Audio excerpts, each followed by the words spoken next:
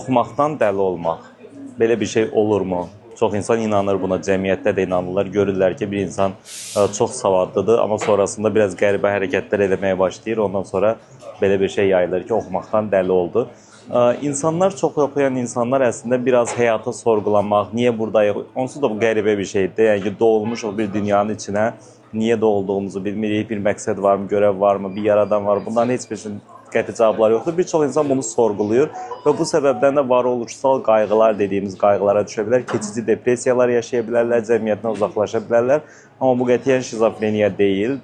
Şizofreniya tamamilə ayrı bir xəstəlikdir. Sadəcə başlama yaşı, yeniyetməlik yaşı olduğu üçün və o xəstəlikdən öncəki dönəmlər, prodromal dönəmlər dediyimiz dönəmlərdə də xəstəliyin ilk əlaməti olur ki, bu insanlar xəstəlik başlamazdan əvvəl cəmiyyətdən qopurlar, öz dünyalarına çəkirlər və fərqli maraqları yaranır. Məsələn, çox dərin dini maraqlar, çox dərin kosmosa maraqlar və yaxud da fərqli maraqları yarana bilər və bu mövzuda kitablar alıb YouTube çox izləməyə başlaya bilərlər.